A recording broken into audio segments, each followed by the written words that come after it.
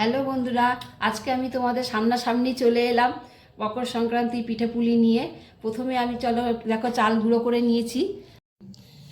আমি এদিকে তোমার এই যে চাল ভিজিয়ে ধুয়ে তারপরে তোমাকে এগুলো একটু জল টল ঝরিয়ে আমি তোমার চালের গুঁড়োগুলো করে নিয়েছি। এইদিকে ময়দা নিয়েছি, চিনি নিয়েছি, যা যা লাগে আর কি তোমার মালপোয়া করতে।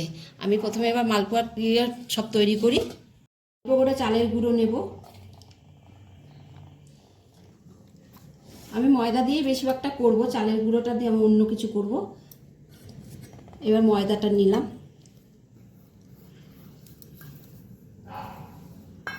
আর সুজি দিয়ে দেবো এর মধ্যে। অনেকে শুধু চালের গুঁড়ো দিয়ে করে, আমি সুজি ময়দা চালের গুঁড়ো সব মিশিয়েই করব। আর এর মধ্যে কটা নিয়ে নেব কলা। যে কলাগুলো ছুলে নিয়েছি, এবার কিছুটা মৌরি নেব,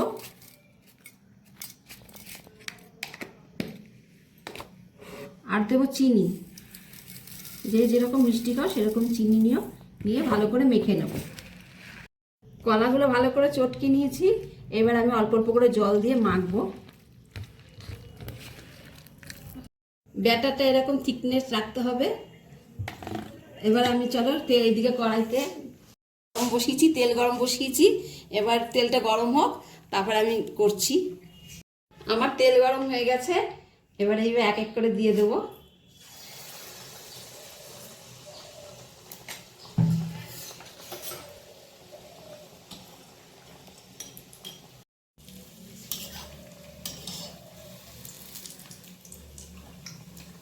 এর পাশে আরেকটা দিয়ে দেবো।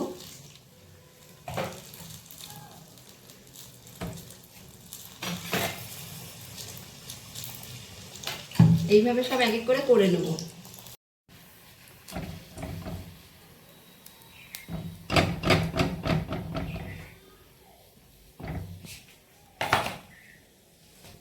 আমার মালপোয়াগুলো রেডি হয়ে গেছে।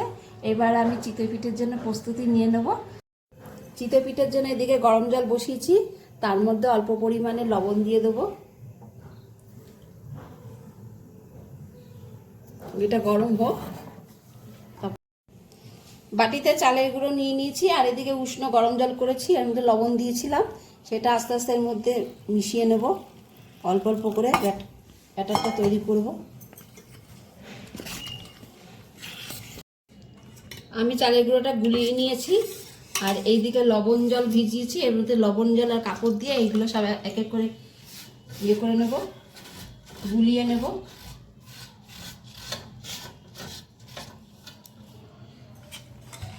তারপরে চালের গুঁড়োর ব্যাটারটা এর মধ্যে দেব।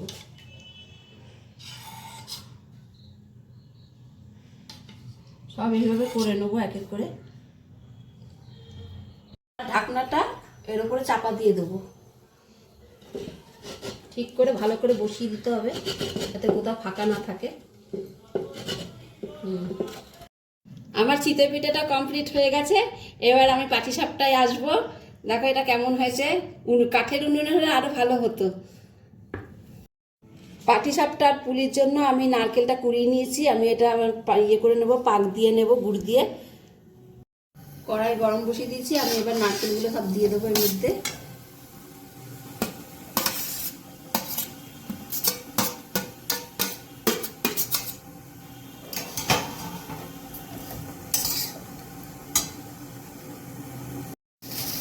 আর দিয়ে দেবো পাটালি গুড়।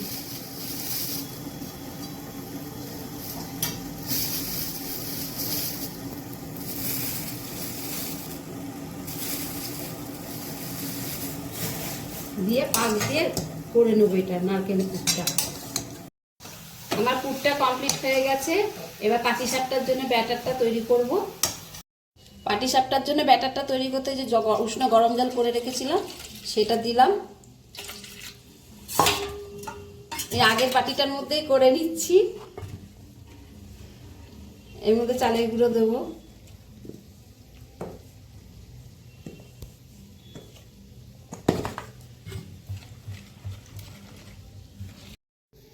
পাটালি গুড় দেবো,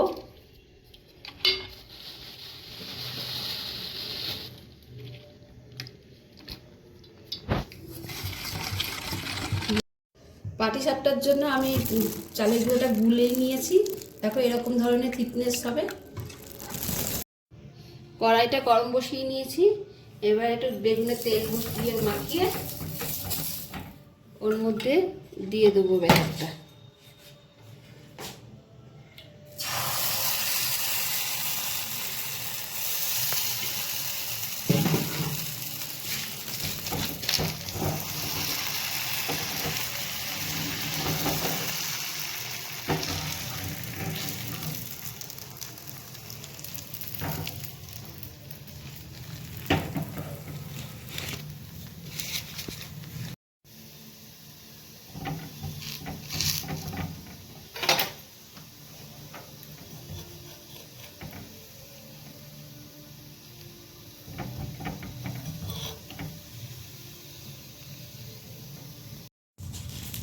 এইভাবে আমি সব পাটিসাপটাগুলো করে নেব।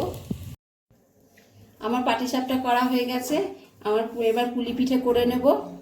পিঠের জন্য ওই নারকেলের ওই কড়াইতেই আমি গরম জল বসিয়ে নিয়েছি। এবার ওই একটু লবণ দেব, দিয়ে চালের গুঁড়োটা এবার দিয়ে দেবো এর মধ্যে।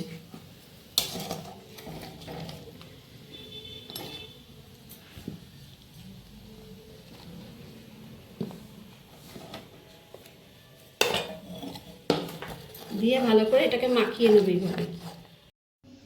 আমার পুলি পিঠে করার জন্য আমার ওই ইয়েটা মাখাটা তৈরি হয়ে গেছে। এবার আমি এগুলো এক এক করে পুলি করে নেব।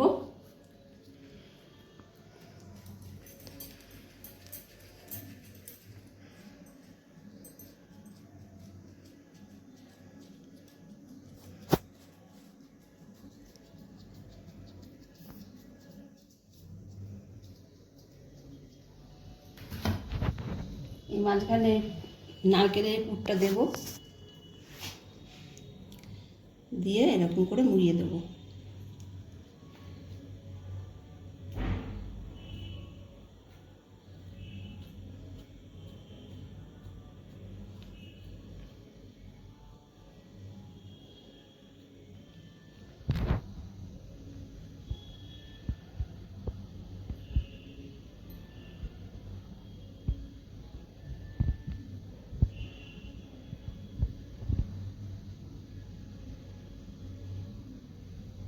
এরকম করে সব এক এক করে নেব।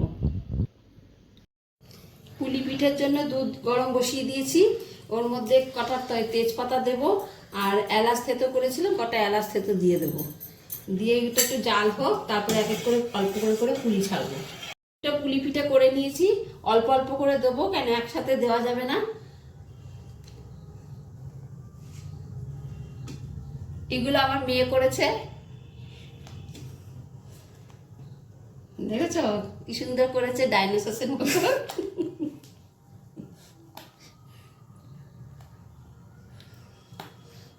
ভালোই করেছে।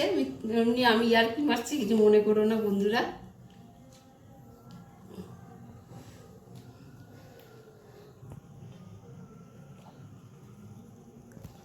এইভাবে সব এক এক করে দিয়ে দেবো। পিঠেগুলো পুলি পিঠেগুলো সিদ্ধ হয়ে গেছে। এবার আমি এর মধ্যে গুড়গুলো দিয়ে দেবো, পাটালি গুড়গুলো দিয়ে দেবো। এবার পাটালি গুড়গুলো গলে গেলেই আমি নামিয়ে দেবো। আমার পুলি পিঠে হয়ে গেছে, এবার আমি এটা নামিয়ে নেব।